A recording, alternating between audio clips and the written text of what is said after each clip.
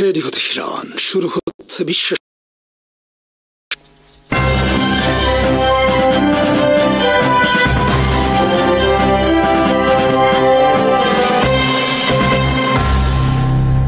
শুরুতেই সংবাদ শিরোনাম। ইরানের ফোর্দো, ইস্ফাহান সহ 3টি পারমাণবিক স্থাপনায় হামলা চালিয়েছে যুক্তরাষ্ট্র। হামলা পরবর্তী জাতির উদ্দেশ্যে দেওয়া সংক্ষিপ্ত এক ভাষণে ট্রাম্প জানান, ইসরায়েলের সাথে যৌথ সমন্বয়ের মাধ্যমেই তারা এই হামলা পরিচালনা করেছেন। যুক্তরাষ্ট্রের সম্ভাব্য ইরান হামলা নিয়ে কথা হচ্ছিল অনেক দিন থেকেই, তবে ট্রাম্প সেই আগুনে পানি না ঢেলে 2 সপ্তাহ সময় ধৈর্য ধরার ইঙ্গিত দিয়েছিলেন। কিন্তু সেই সময়সীমা মাত্র 2 দিনের মধ্যে ভঙ্গ করে তিনি নিজেই ইরান আক্রমণ করে বসলেন। এর মধ্য দিয়ে যুক্তরাষ্ট্রকে মধ্যপ্রাচ্যের যুদ্ধে জড়িয়ে ফেললেন ট্রাম্প। বিস্তারিত আলী আহমেদ মাবরুরের প্রতিবেদনে।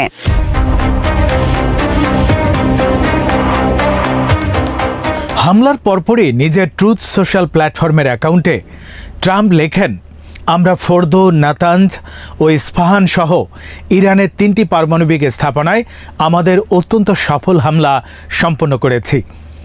সব বিমান এখন ইরানের আকাশ সীমার বাইরে রয়েছে। ট্রাম্প বলেন, প্রাথমিক লক্ষ্যস্থলে বোমার পূর্ণ পেলোড ফেলা হয়েছে। ফোর্দোর জন্য সব বিমান প্রস্তুত। এটি আমাদের মহান আমেরিকানদের জন্য অত্যন্ত গুরুত্বপূর্ণ একটি বিষয়। ট্রুথ সোশ্যালে ট্রাম্প আরও লেখেন, ইরানের পারমাণবিক স্থাপনায় হামলা মার্কিন যুক্তরাষ্ট্র, ইসরায়েল ও পুরো বিশ্বের জন্য একটি ঐতিহাসিক মুহূর্ত।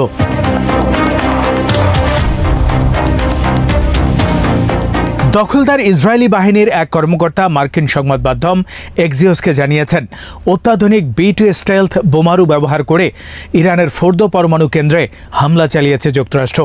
মাটির 262 ফুট গভীরে থাকা পরমাণু কেন্দ্রটিতে হামলা চালাতে 30,000 পাউন্ডের বাংকার ব্লাস্টার বোমার প্রয়োজন ছিল, যেটি শুধুমাত্র B2 বোমারুর ছোড়ার ক্ষমতা রয়েছে। ইসরায়েলের কর্মকর্তারা আগে থেকেই যুক্তরাষ্ট্রের এই হামলার ব্যাপারে জানতেন।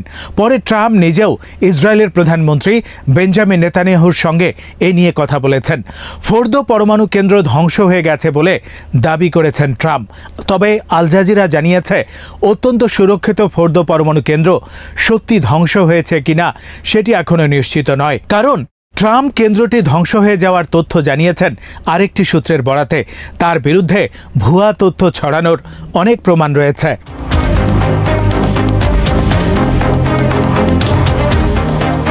এদিকে যুক্তরাষ্ট্রের হামলার আগেই 3টি পরমাণু কেন্দ্রের পারমাণবিক উপকরণ আগেই সরিয়ে নেওয়া হয়েছিল বলে জানিয়েছে ইরান। দেশটির রাষ্ট্রীয় টিভির উপর রাজনৈতিক পরিচালক হাসান আবে তিনি টিভিতে সরাসরি কথা বলেন। তিনি বলেন, আমরা 3টি পরমাণু কেন্দ্র আগেই খালি করে ফেলেছিলাম। যদি ট্রাম্পের কথা সত্যি হয়েও আমরা বড় ধরনের কোনো ক্ষয়ক্ষতির মুখে পড়িনি, কারণ পারমাণবিক উপকরণ আগেই সরিয়ে ফেলা হয়েছিল। হামলায় ইরানের অত্যন্ত সুরক্ষিত ফোর্দো পারমাণবিক কেন্দ্রে 6টি বাংকার ব্লাস্টার বোমা ব্যবহার করেছে যুক্তরাষ্ট্র। মার্কিন সম্প্রচার মাধ্যম ফক্স নিউজের এক উপস্থাপকের বরাত দিয়ে এই তথ্য জানিয়েছে ইসরায়েলি সংবাদ মাধ্যম টাইমস অফ ইসরায়েল। ফক্স নিউজের উপস্থাপক শন হানিটি জানিয়েছেন, তিনি যুক্তরাষ্ট্রের প্রেসিডেন্ট ডোনাল্ড ট্রাম্পের সাথে ফোনে কথা বলেছেন এবং ট্রাম্প তাকে জানিয়েছেন, ইরানের পাহাড়ের নিচে থাকা গোপন ফোর্দো পারমাণবিক স্থাপনায় যুক্তরাষ্ট্র 6টি বাংকার ব্লাস্টার বোমা ব্যবহার করেছে। এর আগে অনুমান করা হয়েছিল, ইরানের এই সুরক্ষিত স্থাপনাটি ধ্বংস করতে হয়তো 2টি বাংকার ব্লাস্টার বোমা যথেষ্ট হবে। হ্যানিটি আরও জানান, মার্কিন সাবমেরিন থেকে 30টি টোমাহক ক্ষেপণাস্ত্র ছোড়া হয়েছে। নেতানজ ও ইস্ফাহান অঞ্চলের পারমাণবিক স্থাপনাগুলোকে লক্ষ্য করে ওই ক্ষেপণাস্ত্রগুলো ছোড়া হয়। এ সময় সাবমেরিনগুলোর অবস্থান ছিল প্রায় 400 মাইল দূরে।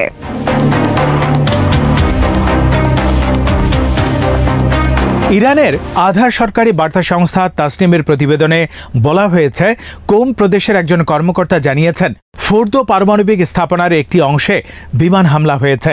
কোমের প্রাদেশিক দুর্যোগ ব্যবস্থাপনা সদর দপ্তরের মুখপাত্র মোর্তাজা হায়দারিকে উদ্ধৃত করে ওই প্রতিবেদনে বলা হয়েছে, কয়েক ঘন্টা আগে কোমের আকাশ প্রতিরক্ষা ব্যবস্থা সহিংস লক্ষ্যবস্তুগুলো শনাক্ত করেছে। ফোর্দো পারমাণবিক স্থাপনার একটি অংশ শত্রুদের বিমান হামলার শিকার হয়েছে।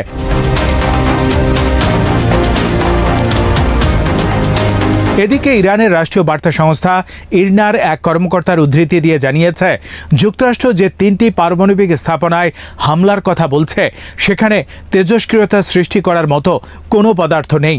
আল জাজিরা বলছে, ওই কর্মকর্তার মন্তব্য থেকে ধারণা করা হচ্ছে ইরানি কর্তৃপক্ষ বোমা হামলার আগেই হয়তো ওই স্থাপনাগুলো থেকে সমৃদ্ধ ইউরেনিয়াম বা তেজস্ক্রিয় উপাদান সরিয়ে ফেলেছিল।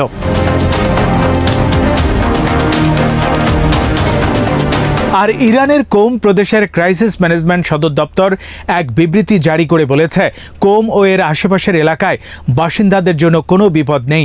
কোম প্রদেশেই ফোর্দো পারমাণবিক স্থাপনাটি অবস্থিত। ইরনার প্রচারিত ওই বিবৃতিটি ট্রাম্পের মন্তব্যের পর এসেছে, যেখানে তিনি বলেছিলেন ইরানের পারমাণবিক স্থাপনাগুলো নিশ্চিহ্ন করা হয়েছে। এর আগে আরও একজন ইরানি কর্মকর্তা বলেছিলেন, ফোর্দো অনেক আগেই খালি করা হয়েছে এবং কোনো অপূরণীয় ক্ষতি হয়নি।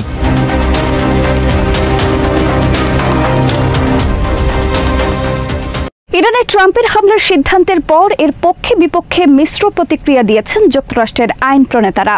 কয়েকজন সিনেটর এই পদক্ষেপকে যেমন স্বাগত জানিয়েছেন, তেমনি কেউ কেউ এটিকে অসাংবিধানিক বলে সমালোচনাও করেছেন।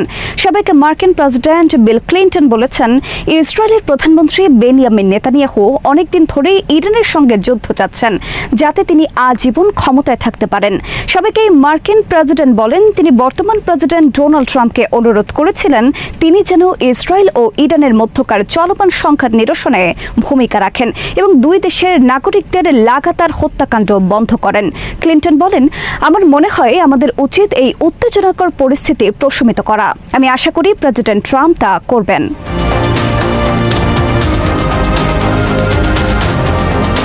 এদিকে ইরানের 3টি পারমাণবিক স্থাপনায় যুক্তরাষ্ট্রের সামরিক হামলা নিয়ে গভীর উদ্বেগ প্রকাশ করেছেন জাতিসংঘ মহাসচিব অ্যান্তোনিও গুতেরেস। এই ঘটনাকে একটি বিপজ্জনক উত্তেজনার বিস্তার আখ্যা দিয়ে এটি মধ্যপ্রাচ্যের অস্থিতিশীল পরিস্থিতিকে আরও সংকটময় করে তুলতে পারে বলে আশঙ্কা প্রকাশ করেছেন তিনি। সামাজিক যোগাযোগ মাধ্যমে প্রকাশিত এক বিবৃতিতে জাতিসংঘ মহাসচিব এসব কথা বলেন। অ্যান্তোনিও গুতেরেস বলেন, ইরানের বিরুদ্ধে যুক্তরাষ্ট্রের বল প্রয়োগে আমি অত্যন্ত উদ্বিগ্ন। ভয়াবহ অস্থিতিশীলতায় থাকা একটি অঞ্চলে এই হামলা উত্তেজনা আরও বাড়াবে। এটি আন্তর্জাতিক শান্তি ও নিরাপত্তার জন্য সরাসরি হুমকি। পরিস্থিতি নিয়ন্ত্রণের বাইরে চলে যেতে পারে এবং তার পরিণতি ভয়াবহ হতে পারে বলে সতর্ক করেছেন তিনি। জাতিসংঘ মহাসচিব বলেন, এই সংঘাত দ্রুতই নিয়ন্ত্রণহীন হয়ে উঠতে পারে। এর ফলে সাধারণ নাগরিক, পুরো মধ্যপ্রাচ্য অঞ্চল ও বিশ্বজুড়ে ভয়াবহ দুর্ভোগ নেমে আসতে পারে। গুতেরেস জাতিসংঘের সদস্য রাষ্ট্রগুলোকে সংঘাত থেকে সরে আসার এবং আন্তর্জাতিক আইনের প্রতি তাদের দায়বদ্ধতা পালনের আহ্বান জানান।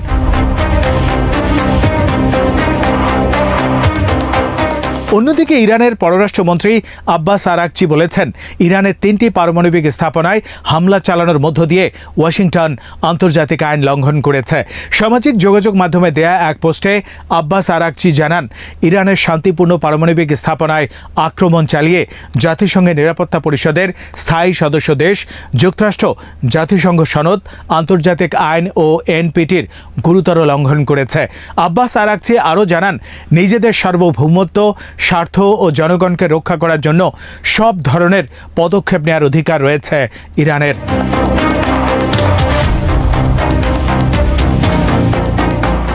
ইরানকে গত বৃহস্পতিবার সময় বেঁধে দিয়েছিলেন ডোনাল্ড ট্রাম্প। নিজেদের পারমাণবিক স্থাপনাগুলোর ওপর যুক্তরাষ্ট্রের সম্ভাব্য হামলা এড়াতে তেহরান যেন আলোচনায় বসে, কিন্তু সেই সময়সীমা 2 সপ্তাহ নয়, হয়ে গেল মাত্র 2 দিন। এর মধ্যেই ইরানে হামলা চালালো যুক্তরাষ্ট্র। তাহলে কি এই 2 সপ্তাহ শুধু ফাঁকি দেওয়ার প্রতারণাপূর্ণ কৌশল ছিল, নাকি ইরানকে 2 সপ্তাহ সময় আশ্বস্ত রাখতে মার্কিন নীতি নির্ধারকদের তরফ থেকে এই কৌশল নেওয়া হয়েছিল, নাকি ট্রাম্পের নিযুক্ত মধ্যস্থতাকারী স্টিভ উইটকফের নেতৃত্বে পর্দার আড়ালে চলা আলোচনাগুলো ভেস্তে গেছে? ইরানে মার্কিন হামলায় উঠে আসছে এমন নানা প্রশ্ন। ইরানে যুক্তরাষ্ট্রের হামলার তাৎক্ষণিক ফলাফল নিয়ে এখন পর্যন্ত স্পষ্ট করে কিছু জানা যায়নি। তবে ট্রাম্পের আশা, এই হামলার মাধ্যমে ইরানকে আলোচনার টেবিলে বসতে বাধ্য করা যাবে। কিন্তু বাস্তবতা হলো, ইসরায়েলের হামলার মধ্যেও যারা আলোচনায় আসেনি, তাদের যুক্তরাষ্ট্রের বোমার নিচে এসে আর বেশি আগ্রহী হবার কথা নয়।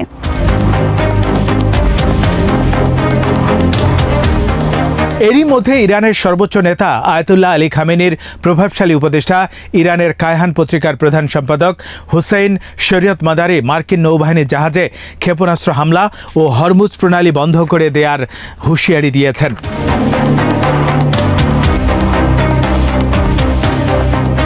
এই প্রণালী বিশ্বজুড়ে জ্বালানি তেল পরিবহনের প্রধান রুটগুলোর একটি। শরিয়ত মাদারি সতর্ক করে বলেছেন, ফোর্দো পারমাণবিক স্থাপনায় যুক্তরাষ্ট্রের হামলার পর এখন আমাদের পালা। হোসেইন শরিয়ত মাদানি ইরানের রক্ষণশীল কণ্ঠস্বর হিসেবে পরিচিত।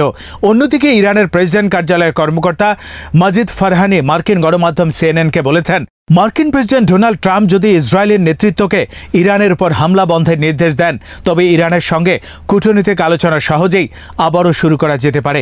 ইরানের এই কর্মকর্তা আরও বলেন, ইরান বেসামরিক সংলাপে বিশ্বাসী। এটি সরাসরি হোক বা পরোক্ষভাবে তা গুরুত্বপূর্ণ নয়। মাজিদ ফারহানি বলেন, প্রেসিডেন্ট ট্রাম্প চাইলে মাত্র একটি ফোন কলেই ইসরায়েলিদের থামিয়ে সহজেই যুদ্ধ বন্ধ করতে পারেন। তিনি ইরানের অবস্থান পুনরায় তুলে ধরে বলেন, ইসরায়েলের বোমা হামলা চলতে থাকলে কোনো আলোচনা সম্ভব নয়। ফারহানি বলেন, ইরান ইউরেনিয়াম সমৃদ্ধকরণ পুরোপুরি বন্ধ করার কোনো চিন্তা করছে না, যা তেহরান শান্তিপূর্ণ উদ্দেশ্যে ব্যবহৃত হচ্ছে বলে দাবি করে আসছে। তবে তিনি ইঙ্গিত দেন, কিছু ছাড় দেওয়ারও সম্ভাবনা রয়েছে। নানা জল্পনার মধ্যেই রোববার ভোরে ইরানের 3 পরমাণু কেন্দ্রে হামলা চালিয়েছে যুক্তরাষ্ট্র। তার মধ্যে ফর্দোর মাটির নিচের পরমাণু কেন্দ্রটিতে অন্তত 6টি বাংকার বাস্টার বোমা ফেলা হয়েছে বলে দাবি ওয়াশিংটনের। ঘটনাচক্রে যুক্তরাষ্ট্রের হামলার ঠিক আগেই কিছু তৎপরতা লক্ষ্য করা গিয়েছিল ফর্দোর এই পরমাণু কেন্দ্রে। প্রকাশ্যে এলো তারই স্যাটেলাইট চিত্র। স্যাটেলাইট সংস্থা মাক্সার এক বিশেষজ্ঞকে উদ্ধৃত করে যুক্তরাষ্ট্রের সংবাদপত্র দ্য ওয়াশিংটন পোস্ট বলছে, হামলার 2 দিন আগেই কিছু অস্বাভাবিক তৎপরতা লক্ষ্য করা গিয়েছিল ফর্দোর পরমাণু কেন্দ্রে। পরমাণু কেন্দ্রটির যে জায়গায় সামরিক ঘাঁটি রয়েছে, সেই রাস্তায় 16টি মালবাহী ট্রাক দেখা গিয়েছিল গত 19 জুন। পরের দিনের স্যাটেলাইট চিত্রে দেখা যায় বেশ কয়েকটি ট্রাক উত্তর পশ্চিম দিকে আরও 1 কিলোমিটারের মতো সরে গিয়েছে। এর সঙ্গে আরও কয়েকটি ট্রাক এবং বুলডোজার দেখা গেছে পরমাণু কেন্দ্রে ঢোকার মুখে। স্যাটেলাইট চিত্র প্রকাশ্যে আসার পরেই জল্পনা তৈরি হয়েছে, যুক্তরাষ্ট্র হামলা চালাতে পারে ভেবেই কি পরমাণু প্রকল্পের জন্য জরুরি সরঞ্জাম সরানোর প্রস্তুতি নিচ্ছিল ইরান। কেউ কেউ মনে করছেন, ইরান তাদের পরমাণু প্রকল্পের সরঞ্জাম যাতে কোনো অজ্ঞাত জায়গায় সরিয়ে ফেলতে না পারে, তাই 2 সপ্তাহের মধ্যে সিদ্ধান্ত নেওয়ার কথা বলেই আচমকা ইরানের 3 পরমাণু কেন্দ্রে হামলা চালালেন যুক্তরাষ্ট্রের প্রেসিডেন্ট ডোনাল্ড ট্রাম্প। যদিও এই দাবির আনুষ্ঠানিক সমর্থন মেলেনি কোনো পক্ষ থেকে। রোববার ভোরে ট্রাম্প দাবি করেন, ইরানের নাতাঞ্জ, ফর্দো এবং ইস্পাহান পরমাণু কেন্দ্রে হামলা চালানো হয়েছে। এই হামলা চালাতে বাংকার বাস্টার এবং B2 বোম্বার ব্যবহার করা হয়েছে। রয়টার্সের প্রতিবেদন বলছে, ইরানের ফর্দো পরমাণু কেন্দ্রে 6টি বাংকার বাস্টার বোমা ফেলা হয়েছে। তা ফেলার জন্য B2B স্পিরিট বোমারু বিমানকে ব্যবহার করেছে যুক্তরাষ্ট্র। এই বিমান 15 টন ওজনের বোমা বহনে সক্ষম।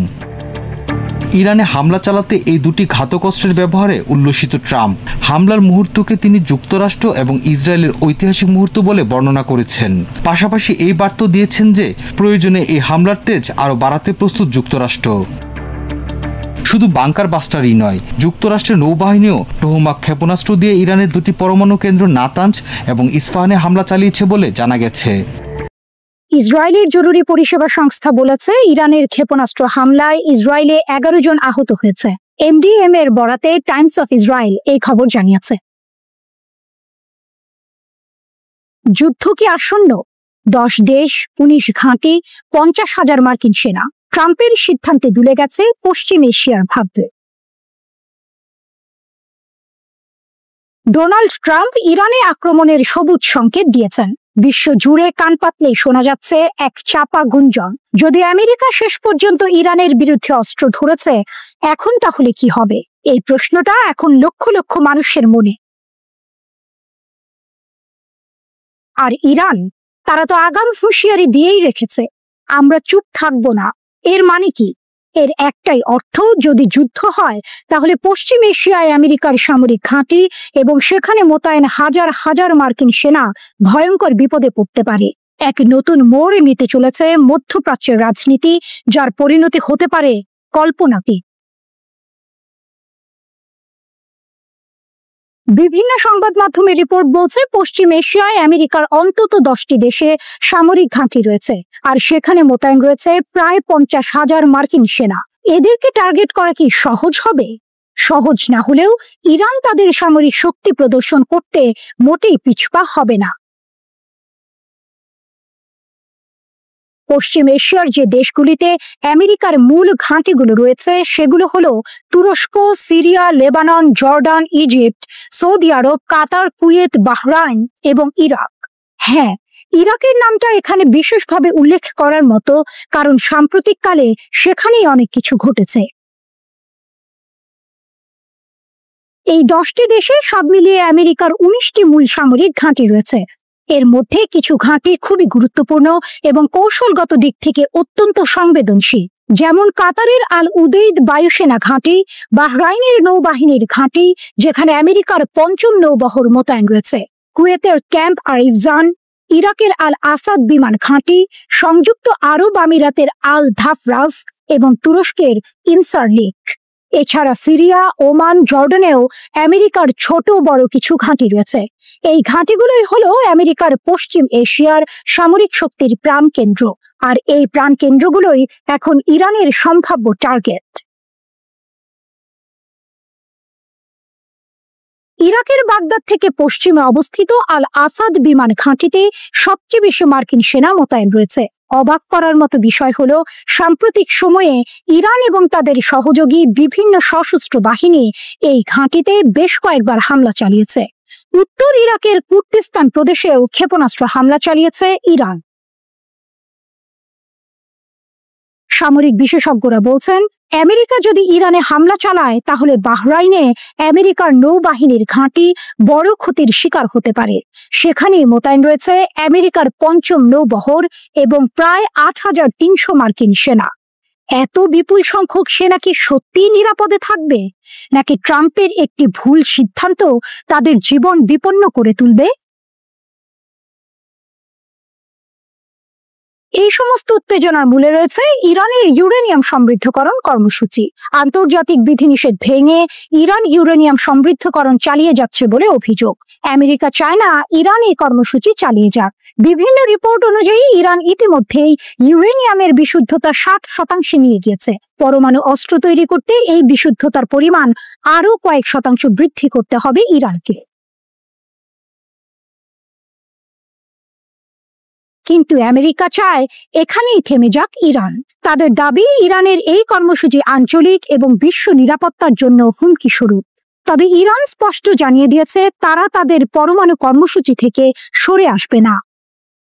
গত 13ই জুন ইসরায়েল বিনা উস্কানিতে হামলা চালালে ইরানও তার জবাব দিয়েছে পাল্টা ক্ষেপণাস্ত্র হামলার মাধ্যমে। সামরিক বিশ্লেষকেরা বলছেন, এই হামলায় ইরান তার নতুন প্রজন্মের ক্ষেপণাস্ত্রগুলো ব্যবহার করেনি, তবুও ইসরায়েলের আকাশ প্রতিরক্ষা ব্যবস্থা কার্যত অকার্যকর হয়ে পড়েছে। এর 10টি প্রধান বৈশিষ্ট্য রয়েছে। ইসরায়েল যখন 13ই জুন ইরানের উপর হামলে পড়ল, ইরান তখন জবাব দিল পাল্টা ক্ষেপণাস্ত্র দিয়ে। সবাই ভেবেছিল এবার বুঝি ইরান তার সব বাঘা বাঘা ক্ষেপণাস্ত্র নামাবে, কিন্তু না। সামরিক বিশ্লেষকদের ধারণা, ইরান তার নতুন প্রজন্মের ক্ষেপণাস্ত্রগুলো নাকি এখনো ব্যবহারই করেনি। অবাক হচ্ছেন? আরো অবাক হবেন যখন শুনবেন এত কিছুর পরও ইসরায়েলের অত্যাধুনিক আকাশ প্রতিরক্ষা ব্যবস্থা পুরোপুরি সফল হতে পারেনি। এর পেছনে আছে ইরানের এক দারুণ কৌশল, যার 10টি বৈশিষ্ট্য ইসরায়েলিদের রাতের ঘুম কেড়ে নিয়েছে। রাত দিনের হামলা, গোলক ধাঁধা। ইরান দিনের বেলায় যেমন হামলা চালাচ্ছে, রাতের বেলায়ও তেমনি। কোনো নির্দিষ্ট সময় নেই। এতে ইসরায়েলিরা গুছিয়ে ওঠারই সুযোগ পাচ্ছে না, সবসময় থাকছে এক ধরনের উদ্বেগের মধ্যে। কখন কি হয় বলা মুশকিল। আসল নকলের খেলা। ইরান ভুয়া আক্রমণের সঙ্গে আসল হামলার এমন একটি সমন্বয় ঘটাচ্ছে যে ইসরায়েলি প্রতিরক্ষা ব্যবস্থাগুলো রীতিমতো বিভ্রান্ত হয়ে পড়ছে। কোনটা আসল আর কোনটা নকল সেটা বুঝতেই তাদের ঘাম ছুটে যাচ্ছে।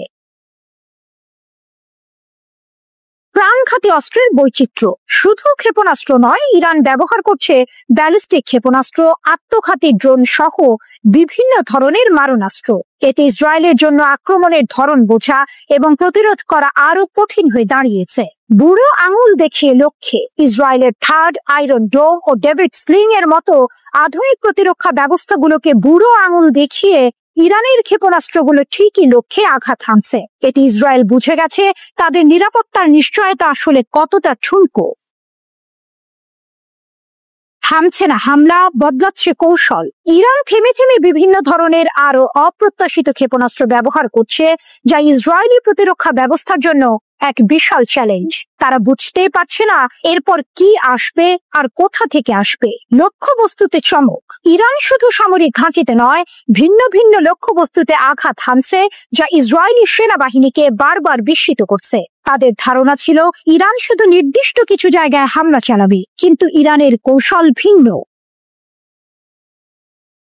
সীমানা ছাড়িয়ে হামলা। হামলার পরিসীমা কোনো নির্দিষ্ট এলাকায় সীমাবদ্ধ নেই। ইসরায়েলের এক প্রান্ত থেকে আরেক প্রান্ত পর্যন্ত, উত্তর থেকে দক্ষিণ পর্যন্ত সব জায়গাতেই ইরান হামলা চালাচ্ছে। এতে ইসরায়েলের কোনো স্থানই আর নিরাপদ মনে হচ্ছে না। ডেটা ব্যাংকের জাদু। ইরানের হাতে রয়েছে লক্ষ্যবস্তুর একটি বিশাল ডেটা ব্যাংক। এর মাধ্যমে তারা সামরিক ঘাঁটি, তেল শোধনাগার সহ ইসরায়েলের গুরুত্বপূর্ণ অবকাঠামোতে নিখুঁতভাবে আঘাত হানতে পারছে। এটা যেন জাদুর মতো কাজ করছে। সতর্কবার্তা কিন্তু শঙ্কা। ইরান বারবার সতর্ক করে দিয়েছে ইসরায়েলের কোন স্থানই আর নিরাপদ নয়। এই সতর্কবার্তা একদিকে যেমন ইরানকে আত্মবিশ্বাসী দেখাচ্ছে, তেমনি ইসরায়েলের মধ্যে জন্ম দিচ্ছে গভীর শঙ্কার। তুরুপের তাস এখনো পকেটে। ইরানের বেশ কয়েকটি নতুন প্রজন্মের দূরপাল্লার ক্ষেপণাস্ত্র এখনো নাকি ব্যবহারই করা হয়নি। এর মানে হলো ভবিষ্যতেও ইসরায়েলের বিরুদ্ধে চমকে দেওয়ার মতো আরো বড় হামলা হতে পারে। ইরান যেন তার তুরুপের তাস এখনো পকেটে রেখেই খেলা চালাচ্ছে।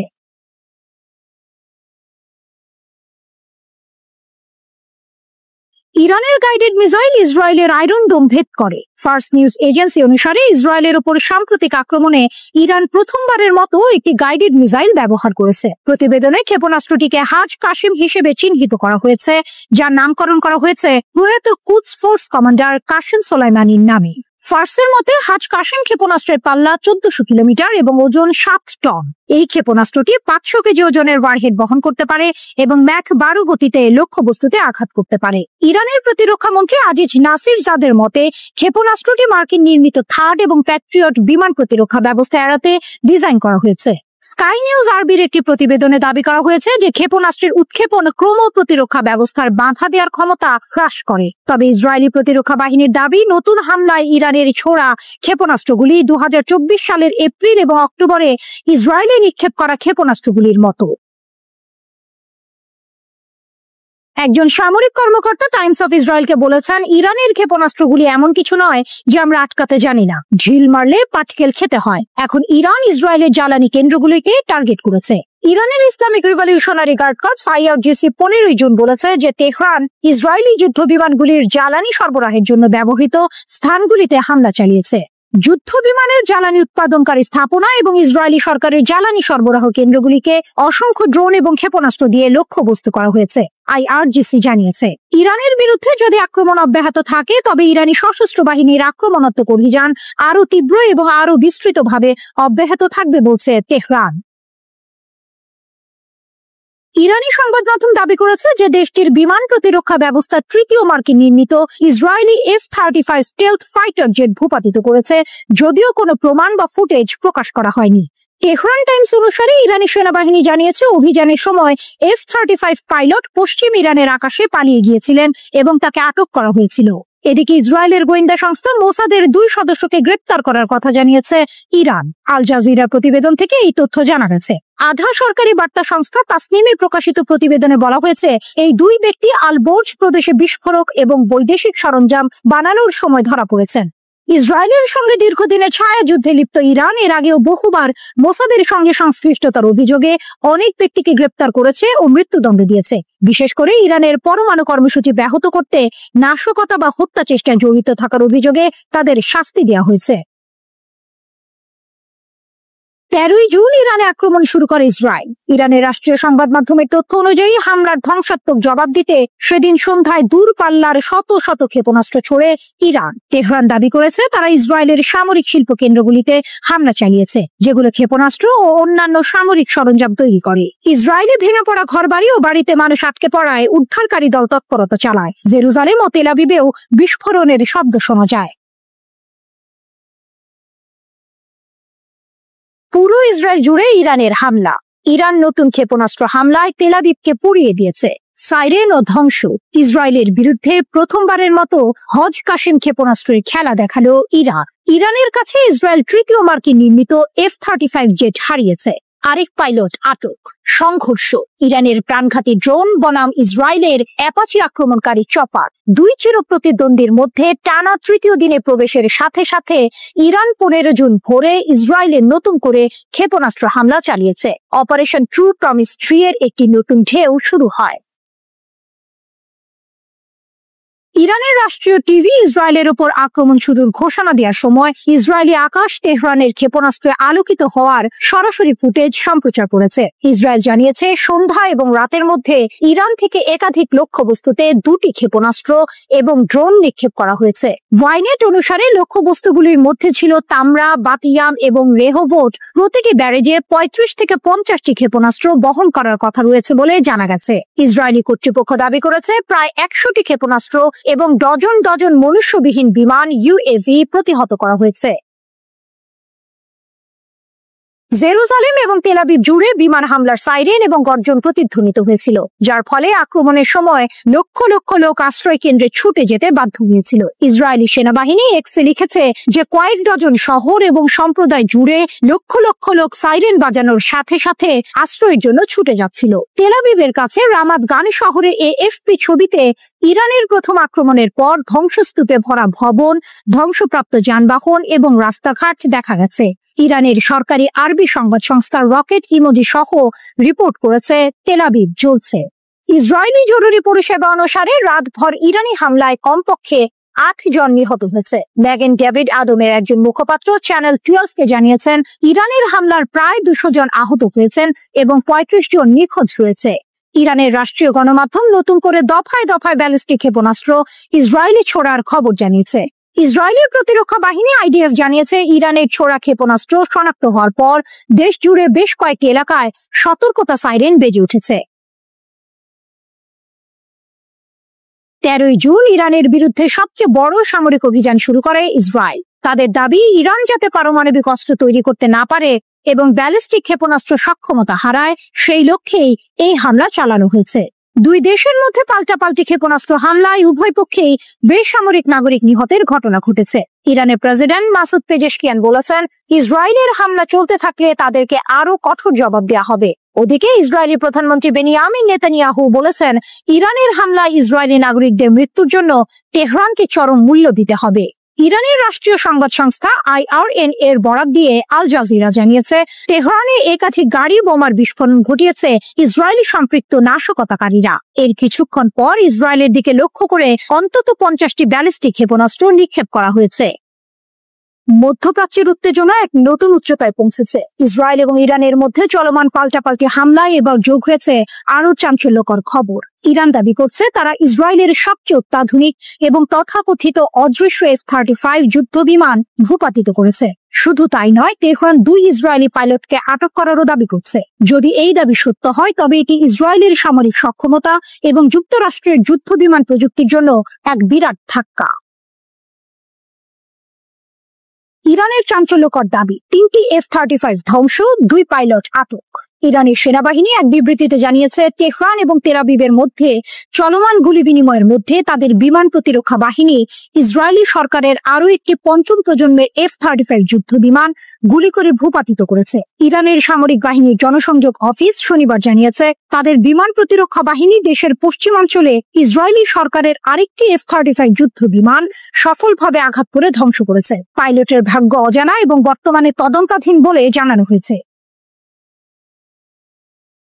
এই খবর আরো চাঞ্চল্যকর হয়ে ওঠে যখন ইরান দাবি করে দুদিনে তারা মোট 3টি F-35 যুদ্ধ বিমান ভূপাতিত করেছে। শুক্রবার ইরানের বিমান প্রতিরক্ষা বাহিনী 2টি F-35 যুদ্ধ বিমান এবং ইসরায়েলি সরকারের একাধিক ড্রোন সফলভাবে ভূপাতিত করার একদিন পরই এই দাবিটি প্রকাশিত হলো। তেহরান টাইমসের খবরে বলা হয়েছে 3 যুদ্ধ বিমানের পাইলটের মধ্যে একজন নিহত হয়েছেন বলে ধারণা করা হয়। অন্য 2 জন ইরানের হেফাজতে রয়েছে বলেও দাবি করা হয়েছে। এই F-35 যুদ্ধ বিমানগুলো লাইটনিং নামে পরিচিত, যা আমেরিকান মহাকাশ নির্মাতা লকহিড মার্টিন দ্বারা তৈরি করা হয়েছে। এগুলোকে তাদের শ্রেণীর সবচেয়ে উন্নত বলে মনে করা হয় এবং রাডার শনাক্তকরণ এড়াতে ডিজাইন করা হয়েছে। মার্কিন যুক্তরাষ্ট্র কর্তৃক অনুমোদিত কয়েকটি দেশের মধ্যে ইসরায়েল একটি, যারা এই অত্যাধুনিক পঞ্চম প্রজন্মের স্টেলথ ফাইটার পরিচালনা করে। F-35 নামে ইসরায়েলের কাস্টমাইজড সংস্করণটি ইসরায়েলি দখলদার সেনাবাহিনীকে বাধা বা ট্র্যাকিং এর ঝুঁকি কম রেখে গভীর অনুপ্রবেশ মিশন পরিচালনা করতে দেয়। তাহলে কিভাবে ইরান এই বিমানগুলো ভূপাতিত করলো? এটি কি ইরানের বিমান প্রতিরক্ষা ব্যবস্থার অভাবনীয় উন্নতি প্রমাণ, নাকি F-35 প্রযুক্তির দুর্বলতা? ইরানের এই দাবি, বিশেষ করে F-35 এর মতো অত্যাধুনিক স্টেলথ যুদ্ধ বিমান ভূপাতিত করা এবং পাইলটদের আটকের ঘটনা অপ্রত্যাশিত। এতদিন পর্যন্ত F-35 কে কার্যত অপ্রতিরোধ্য বলে মনে করা হতো। যদি ইরানের এই দাবি সত্য হয়, তাহলে এর দুটি দিক থাকতে পারে। এক, ইরানের বিমান প্রতিরক্ষা ব্যবস্থার অভাবনীয় উন্নতি। হয়তো ইরান এমন কোন নতুন প্রযুক্তি বা কৌশল তৈরি করেছে যা F-35 এর স্টেলথ ক্ষমতাকে অকার্যকর করতে সক্ষম। এটি একটি গেম চেঞ্জার হতে পারে। দুই, F-35 এর সীমাবদ্ধতা। সম্ভবত F-35 যুদ্ধ বিমান তার স্টেলথ ক্ষমতা থাকা সত্ত্বেও কিছু পরিস্থিতিতে অরক্ষিত, যা ইরান কাজে লাগিয়েছে। এই ঘটনা মধ্যপ্রাচ্যের সামরিক ভারসাম্যকে গুরুতরভাবে প্রভাবিত করতে পারে। যদি ইসরায়েল তাদের সবচেয়ে উন্নত যুদ্ধ বিমান হারায় এবং পাইলটরা আটক হয়, তবে এটি তাদের সামরিক মনোবল এবং কৌশলগত সক্ষমতার উপর বড় ধরনের প্রভাব ফেলবে।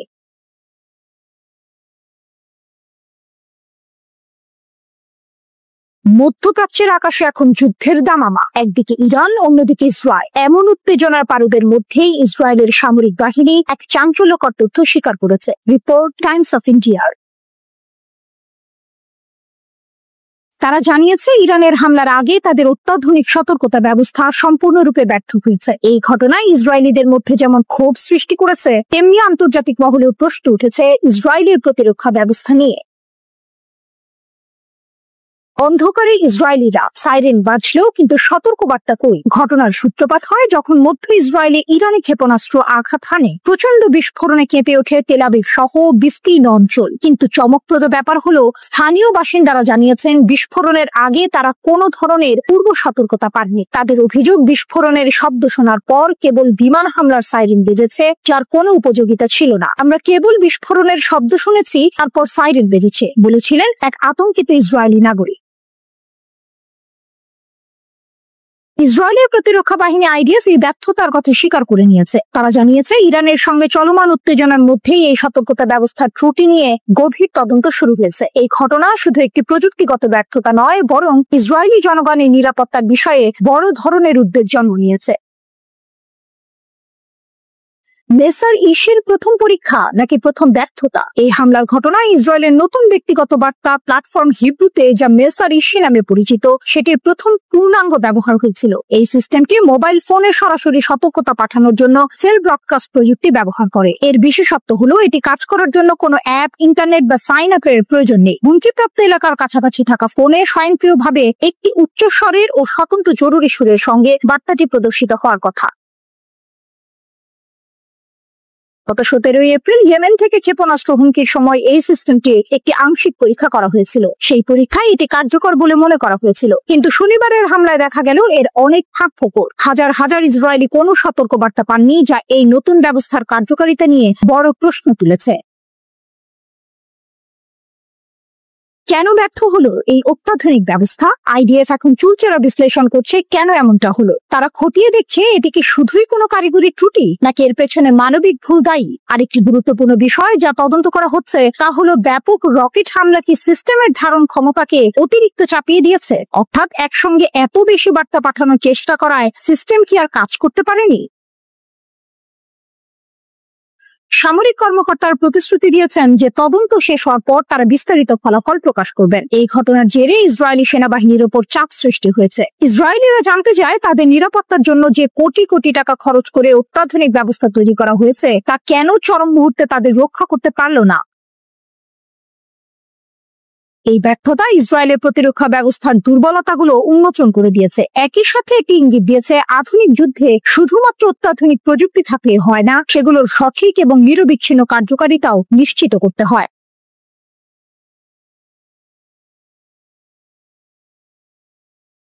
ইরানের ক্ষেপণাস্ত্রের কোপে ইসরায়েলের বৈজ্ঞানিক গর্ব ধূলিসাৎ। মোসাদের গোপন আঁতুড় ঘর কি ধ্বংসস্তূপ? তেল আবিবের দক্ষিণে অবস্থিত বিখ্যাত ওয়েজম্যান ইনস্টিটিউট অফ সায়েন্স। একসময় ইসরায়েলের বৈজ্ঞানিক শক্তি ও গর্বের প্রতীক মোসাদের সঙ্গে যাদের সম্পর্ক ছিল নিবিড়, আজ সেটি শুধুই ধোঁয়া আর ধ্বংসস্তূপের স্তূপ। ইরানের ক্ষেপণাস্ত্র হামলায় ইসরায়েলের এই ব্রেইন চাইল্ড যে ভয়াবহ আঘাত পেয়েছে তা ইসরায়েলের সামরিক ও বৈজ্ঞানিক সক্ষমতার জন্য এক অশনি সংকেত। ইরানের ক্ষেপণাস্ত্র হামলায় ইসরায়েলের এই ব্রেইন চাইল্ড যে ভয়াবহ আঘাত পেয়েছে তা ইসরায়েলের সামরিক ও বৈজ্ঞানিক সক্ষমতার জন্য এক অশনি সংকেত। ইসরায়েলের অমূল্য সম্পদ ছাই। রেহভাট শহরের এই প্রতিষ্ঠানটি দীর্ঘদিন ধরে ইসরায়েলি সামরিক বাহিনী এবং মোসাদ গোয়েন্দা সংস্থার সঙ্গে কাঁধে কাঁধ মিলিয়ে কাজ করেছে। এলবিট সিস্টেমের মতো বিশ্বের শীর্ষস্থানীয় অস্ত্র প্রস্তুতকারকের সঙ্গে তাদের অংশীদারিত্ব ছিল চোখে পড়ার মতো। কিন্তু শনিবার ভোরের সেই হামলা যেন ইসরায়েলের সামরিক শিল্প কমপ্লেক্সের হৃৎপিণ্ড লক্ষ্য করেই করা হয়েছিল। ইসরায়েলি গণমাধ্যমও স্বীকার করেছে এই হামলা দুর্ঘটনাজনক নয়। পদার্থবিদ্যা, জৈব প্রযুক্তি, এমনকি কৃত্রিম বুদ্ধিমত্তার মতো অত্যাধুনিক গবেষণার কেন্দ্র ছিল এটি। ইসরায়েলি বিশেষজ্ঞরা এই ধ্বংসযজ্ঞকে বিপর্যয়কর বলে অভিহিত করেছেন। পরীক্ষাগার থেকে শুরু করে সম্পূর্ণ ভবন সবই এখন ধ্বংসস্তূপে পরিণত। সংবেদনশীল যন্ত্রপাতি, বিরল জৈবিক উপকরণ এবং কয়েক দশকের অগ্রণী গবেষণা সবকিছুই চোখের পলকে শেষ। এক সময় যা ইসরায়েলের বৈজ্ঞানিক গর্বের প্রতিনিধিত্ব করত, আজ তা কেবল ছাই আর ধ্বংসাবশেষ, যা বিশেষজ্ঞদেরও হতবাক করে দিয়েছে। হামলার পরের ছবিগুলো আরো মর্মান্তিক। পুড়ে যাওয়া কাঠামো, উড়ে যাওয়া জানালা, ধসে পড়া ছাদ থেকে ঝুলন্ত তার, সবই এক ভয়াবহ চিত্র তুলে ধরেছে। বিজ্ঞানীদের আর্তনাদ, কিছুই অবশিষ্ট নেই।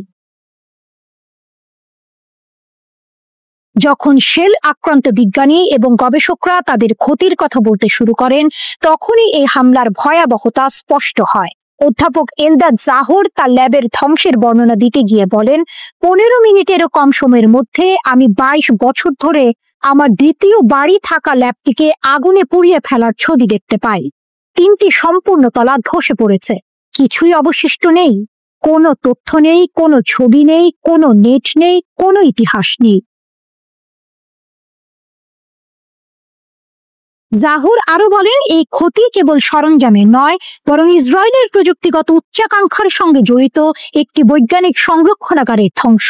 এটি প্রজন্মের পর প্রজন্মের গবেষকদের শ্রম আর মেধার ফসল, যা মুহূর্তের মধ্যে বিলীন হয়ে গেছে। সবচেয়ে বেশি ক্ষতিগ্রস্ত হয়েছে কম্পিউটার বিজ্ঞান বিভাগ। এখানে কৃত্রিম বুদ্ধিমত্তা চালিত চিকিৎসা গবেষণার এক বিশ্ব নেতা অধ্যাপক ইরান সেগালের ল্যাব সম্পূর্ণরূপে ধ্বংস হয়ে গেছে। তার 50 সদস্যের দল অতি ঠান্ডা ফ্রিজার থেকে হাজার হাজার গুরুত্বপূর্ণ জৈবিক নমুনা উদ্ধারের জন্য আপ্রাণ চেষ্টা করছিল, কিন্তু বন্যার কারণে বেশিরভাগই অপূরণীয়ভাবে ক্ষতিগ্রস্ত হয়েছে। লক্ষ লক্ষ মূল্যের সরঞ্জাম এখন মেরামতের অযোগ্য বলে বিবেচিত হচ্ছে। প্রাণী রসায়ন বিভাগের অধ্যাপক শ্যারিয়াল ফ্রেইশম্যান বলেন, এটা কেবল ব্যয়বহুল ডিভাইস নয় যা হারিয়ে গেছে। কয়েক দশকের সঞ্চিত দক্ষতা এবং সূক্ষ্মভাবে ক্যালিব্রেটেড বৈজ্ঞানিক ব্যবস্থা, প্রজন্মের গবেষণা অদৃশ্য হয়ে গেছে। প্রবীণ গবেষক অধ্যাপক ওরেন শুলজিনার এক ভুতুড়ে ছবি এঁকেছেন। এটা যেন আমাদের ল্যাবটি বাষ্পীভূত হয়ে গেছে। বছরের পর বছর কাজ, অনন্য DNA library, stem cell, genetically engineered মাছি প্রজাতি, সবকিছুই এক মুহূর্তের মধ্যে অদৃশ্য হয়ে গেছে। এটি ছিল আমাদের ছাত্রদের অগণিত নিদ্রাহীন রাতের ফসল।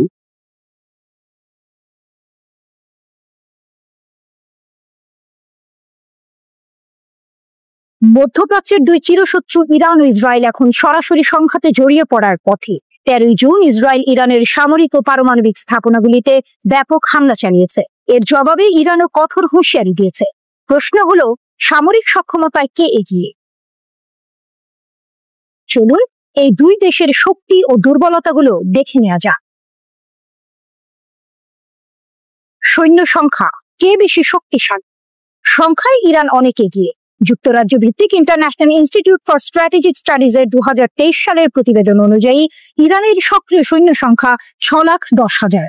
এর মধ্যে সেনাবাহিনীতে রয়েছে 3,50,000, IRGC-তে 1,90,000, নৌবাহিনীতে 18,000, বিমান বাহিনীতে 37,000 এবং বিমান প্রতিরক্ষায় 15,000 সৈন্য। এছাড়া ইরানের রিজার্ভ বাহিনীর সদস্য সংখ্যা 3,50,000। ইসরায়েলের 1,69,500 সক্রিয় সৈন্য রয়েছে। সেনাবাহিনীতে 1,26,000, নৌবাহিনীতে 9,500 এবং বিমান বাহিনীতে 34,000। ইসরায়েলের রিজার্ভ বাহিনীর সদস্য সংখ্যা 4,65,000। 18 ঊর্ধ্ব বয়সী অধিকাংশ নারী ও পুরুষের জন্য সামরিক কর্মকাণ্ডে অংশ নেওয়া বাধ্যতামূলক, তবে নির্দিষ্ট কিছু ছাড় আছে। সামরিক ব্যয়, কার বাজেট বেশি? সামরিক ব্যয়ের দিক থেকে ইসরায়েল ইরানকে ছাড়িয়ে গেছে। স্টকহোম ইন্টারন্যাশনাল পিস রিসার্চ ইনস্টিটিউটের 2024 সালের তথ্য মতে 2023 সালে ইসরায়েল সামরিক খাতে $27.5 বিলিয়ন ব্যয় করেছে, যা ইরানের $10.3 বিলিয়ন চেয়ে প্রায় 3 গুণ বেশি। ইসরায়েলের এই ব্যয় বৃদ্ধি মূলত গাজা যুদ্ধের কারণে হয়েছে। সামরিক খাতে বেশি বিনিয়োগের অর্থ হল অত্যাধুনিক প্রযুক্তির অস্ত্র ও উন্নত প্রশিক্ষণের সুবিধা। স্থলবাহিনী, ট্যাঙ্ক আর আর্টিলারিতে কে এগিয়ে? স্থলপথেও ইরান সংখ্যায় এগিয়ে। দ্য মিলিটারি ব্যালেন্স 2023 অনুসারে ইরানের 10,513টির বেশি যুদ্ধ ট্যাঙ্ক এবং 6,798টি আর্টিলারি গান রয়েছে।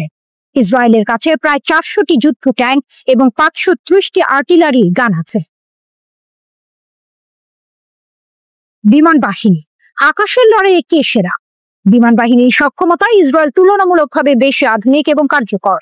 যদিও ইরানের বিমান বাহিনীর কাছে 312টি যুদ্ধোপযোগী বিমান রয়েছে, ইসরায়েলের 345টি যুদ্ধোপযোগী বিমান এবং 43টি অ্যাটাক হেলিকপ্টার রয়েছে।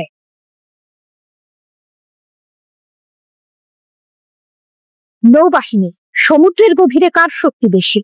নৌবাহিনীর দিক থেকে ইরানের হাতে বেশি সংখ্যক জাহাজ রয়েছে। তাদের 17টি ট্যাকটিক্যাল সাবমেরিন এবং 68টি উপকূলীয় টহল ও যুদ্ধ জাহাজ রয়েছে। অন্যদিকে ইসরায়েলের কাছে 5টি সাবমেরিন এবং 49টি উপকূলীয় টহল এবং যুদ্ধ জাহাজ রয়েছে। বিমান প্রতিরক্ষা ব্যবস্থা, আকাশ কতটা সুরক্ষিত? বিমান প্রতিরক্ষা ইসরায়েল বিশ্ব জুড়ে পরিচিত। তাদের আয়রন ডোম স্বল্প পাল্লার ক্ষেপণাস্ত্র প্রতিরোধে অত্যন্ত কার্যকর। এছাড়া ডেভিড স্লিং এবং এরো সিস্টেম দূরপাল্লার ক্ষেপণাস্ত্র প্রতিরোধে সক্ষম।